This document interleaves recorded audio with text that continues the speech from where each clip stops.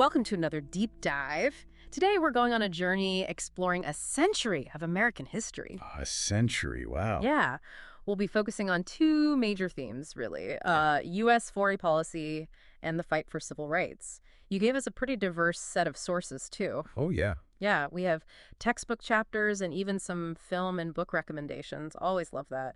Looks like you're interested in how America's actions around the world have interacted with struggles for equality back home. That's right.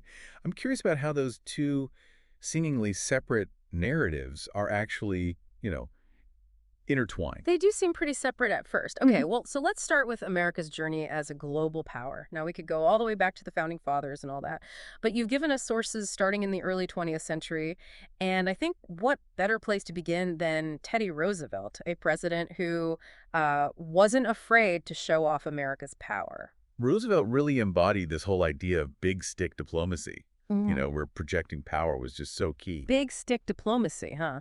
Yeah, it's a good way to put it. Think about the Panama Canal. That's a perfect example.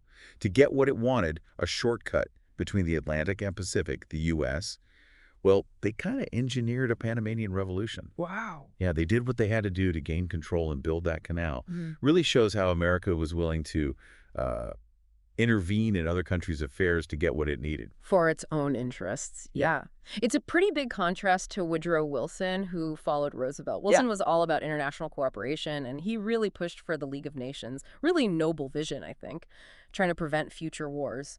But, well, we all know how that turned out in the end. Yeah, it's a shame the League of Nations just didn't have the support it needed, including, from the U.S. itself. It Yeah. really shows this tension that runs throughout American history, I think, Hmm. that pull between engaging globally and retreating into isolationism. Right. After World War I, many Americans just wanted to focus on their own problems, which led to that isolationism of the 1920s and 1930s. But then, World War II just explodes onto the scene and everything changes. America emerges as the superpower and is thrust into the Cold War. I can imagine trying to understand that shift in global dynamics must have been pretty intense at the time. Absolutely, it was a crazy time. The Cold War was this decades-long rivalry between the U.S. and the Soviet Union, a clash of ideologies, capitalism versus communism, a nuclear arms race keeping everyone on edge, and this constant fight for global influence. Really a struggle to see who would shape the future of the world. You've mentioned some of the key ideas that define that era, like containment and détente. Containment seems like it was all about preventing the spread of communism, but I'm curious, how effective was that strategy? Did it actually work? Well, containment is often credited with stopping the Soviet Union from spreading its influence, but it also led to a lot of proxy wars, like the conflicts in Korea, Vietnam, and other places, Hmm. where the U.S. and Soviets backed opposite sides. So it might have achieved its main goal, but it also created new conflicts and even moral dilemmas, which, highlights the complexities of the Cold War. Yeah. And then there's détente, a word I always picture with those old photos of Nixon shaking hands with Soviet leaders. Did it actually ease tensions? That was the goal. Détente aimed to de-escalate the Cold War through, diplomacy and arms control treaties. Yeah. It had some successes, like the Strategic Arms Limitation Talks, SALT, which limited the number of nuclear weapons. Right. But it was a fragile process, with periods of cooperation followed by renewed tensions. It's such a tense time. Even Hollywood caught on to that anxiety. Like with 13 Days, that movie about the Cuban Missile Crisis, when we were just on the brink of nuclear war, Right. or Dr. Strangelove, which uses satire to critique that whole idea of nuclear deterrence. Those films definitely captured the anxieties of that generation, Yeah. living with that very real threat of, nuclear annihilation. But the Cold War wasn't all about bombs and missiles. It also had a big impact on how America dealt with civil rights. Right, and that's where things get really interesting. Because on one hand, the U.S. is promoting democracy and freedom around the world, but back home. The U.S. was dealing with racial segregation and inequality, which is a pretty big contradiction. And the rest of the world noticed, especially the Soviets. Yeah, I bet. They used it. Yeah. American hypocrisy as propaganda to undermine the U.S.'s claim to be this beacon of freedom. So if you're fighting this global ideological war and your opponent is using your internal problems against you, how do you deal with that? How did the U.S. try to balance its Cold War goals with the growing demand for civil rights at home? That's a really good question. And it was a question a lot of people were asking back then in the government and on the streets. But before we get into all that, let's maybe shift gears a little bit to the civil rights movement itself. Right. It was a period of, well, just massive social change here in the U.S. Yeah, it's easy to get lost in the global picture sometimes, but we have to remember that this was about real people, you know, fighting for basic human rights, for equality, dignity. And it wasn't just about passing laws, it was about changing hearts and minds, about challenging some really deeply ingrained prejudices. Exactly. Yeah. It was a movement driven by the courage and determination of, well, countless people who just refused to accept things as they were. Yeah. And I think it all really started with a huge legal victory, the Brown v. Board of Education decision in 1954. You probably know about this one, but for our listener, it's the case that said segregation in public schools is unconstitutional. Yeah, Brown v. Board, most people learn about it in school, but it's easy to forget how groundbreaking it was back then. It overturned that whole separate but equal doctrine that had been around for like decades. It was a monumental win, really a crucial turning point. But overturning a law doesn't automatically get rid of all the prejudice and discrimination. Mm. Resistance to desegregation, especially in the South, was, well, fierce and often violent. And that leads us to one of the most, well, just heartbreaking stories of that era, the murder of Emmett Till in 1955. Imagine this 14-year-old boy from Chicago visiting family in Mississippi, brutally murdered for allegedly whistling at a white woman. Awful. Emmett Till's murder was just a horrific act of racial terrorism. And what makes this story even more powerful, and maybe even a turning point for many, was his mother's decision. She had an open casket funeral. She wanted the world to see what racism had done to her son. Wow. Yeah, it was a moment that really, I think it seared the brutality of racism into the American consciousness. Yeah. It's impossible to overstate the impact of that image. It really did. It galvanized the movement, I think. People who might have been hesitant before were suddenly confronted with the reality of racial violence. Absolutely. It sparked outrage and fueled that growing demand for change. And that outrage led to action. You see the power of nonviolent resistance in the Montgomery bus boycott, which started, just a year after Till's murder. Right. Rosa Parks refusing to give up her seat on a segregated bus sparked a year-long boycott. Right.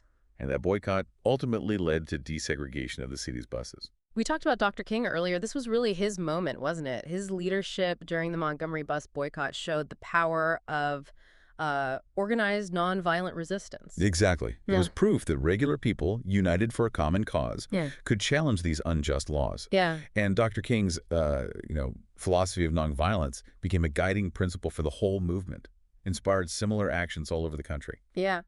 And speaking of inspiring actions, the sit-in movement, starting in 1960 with those 4 college students in Greensboro, North Carolina, peacefully demanding service at a segregated lunch counter. Amazing story. Yeah. Shows the courage of those young people putting themselves on the line, facing arrest and violence, all to get a cup of coffee. Wow. But it sparked so many protests across the South, energized the movement, and led to the creation of SNCC, the Student Nonviolent Coordinating Committee. These students were really leading the charge. I mean, they inspired so many others to get involved. There was this growing sense that change was possible, that, people could make a difference. Yeah, absolutely. And that sense of hope and determination, you can really feel it in the story of the Freedom Rides in 1961.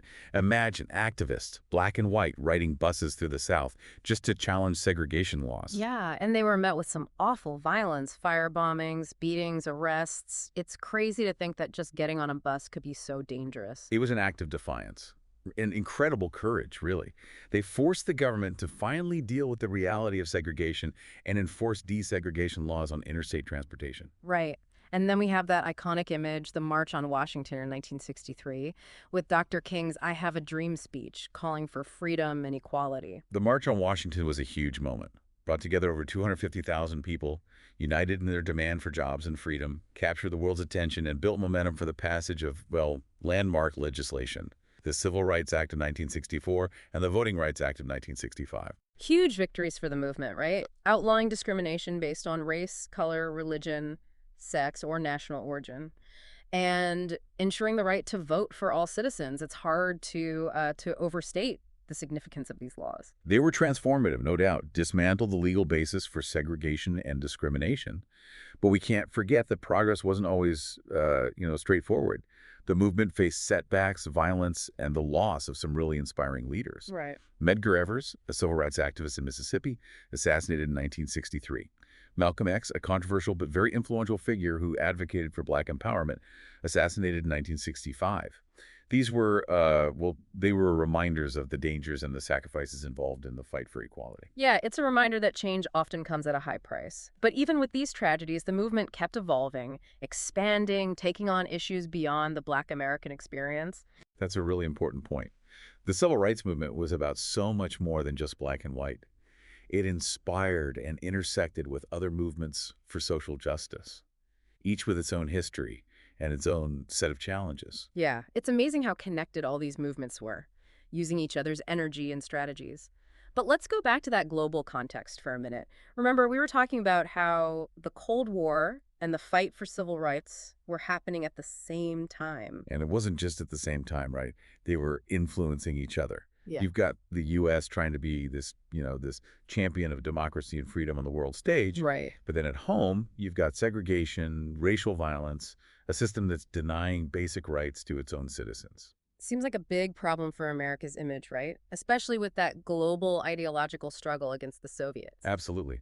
The Soviet Union was quick to point out that hypocrisy, using images of racial injustice to discredit the U.S. and its whole, moral superiority thing. They said the U.S. couldn't be a true champion of freedom if it denied freedom to its own people. Right, yeah. Makes sense. So that would put pressure on the U.S. government, right, to finally address civil rights issues. I mean, it's not just about morality, it's about winning the Cold War, too. Exactly. The Cold War added, I think, a layer of urgency to the civil rights movement. The U.S. needed to look strong and united, but racial injustice at home was undermining that. Made them look weak, hypocritical. So the civil rights movement actually influenced U.S. foreign policy. Oh, yeah, definitely. In a lot of ways. The struggle for racial equality made the U.S. kind of face its own flaws. Try to be more consistent, between its domestic and foreign policy goals. It also gave the world a powerful model of nonviolent resistance, which inspired movements all over. I remember reading about the desegregation of the military in 1948 under President Truman. Was that because of this Cold War pressure? Probably played a role. Executive Order 9981 officially desegregated the armed forces. And it wasn't perfect, but it was a big symbol. It said racial discrimination had no place in an institution that's supposed to defend democracy. Yeah, and just imagine, having segregated troops fighting for freedom abroad while facing discrimination back home. It was a contradiction for sure. It really hurt America's credibility in the Cold War. Desegregating the military was, it was the right thing to do, but it also just made strategic sense during the Cold War. Makes you wonder how many other policies were shaped by the fight for civil rights. Definitely something to think about. But one thing's for sure, these movements didn't just change laws, they changed attitudes and expectations. Think about the impact of the civil rights movement on American society. Right. It challenged prejudice, raised awareness of inequality, and I think it ultimately changed what it means to be American.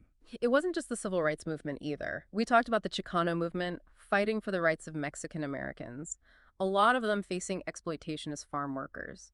You mentioned Cesar Chavez and the Delano grape strike, a powerful example of that nonviolent resistance. Absolutely. They boycotted table grapes for 5 years, Yeah. bringing national attention to those farm workers, and they eventually won better wages and working conditions. Then you have the Native American Renaissance reclaiming indigenous identity and fighting for, tribal sovereignty.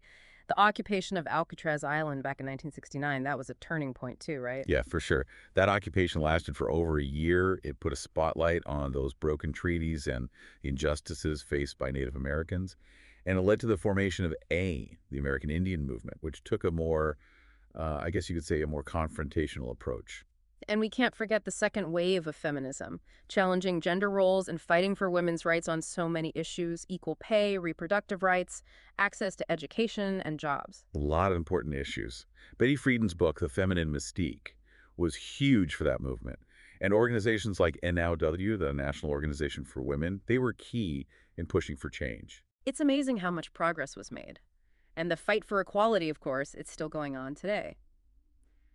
So as we finish up this deep dive into a century of U.S. history, what can we learn from all this whole interplay between foreign policy and social movements? Well, I think if we look at all these different pieces, what we see is how America's, quest for global power and its internal struggle for equality have always been connected. Foreign policy is shaped by both ideals and internal conflicts, and the fight for civil rights, that's had impacts way beyond America's borders. Yeah. It reminds us that history isn't just dates and events, it's about that constant struggle for a better, more just world. It is. And as you keep learning about all this, here's something to consider. How do you think these historical threads are still shaping America's place in the world today? What lessons can we take from the past to help us in the future? A lot to think about, and hopefully, this deep dive has given you some new perspectives, sparked some curiosity. And don't forget about those book and film recommendations you gave us. Those are great places to start your own deep dive.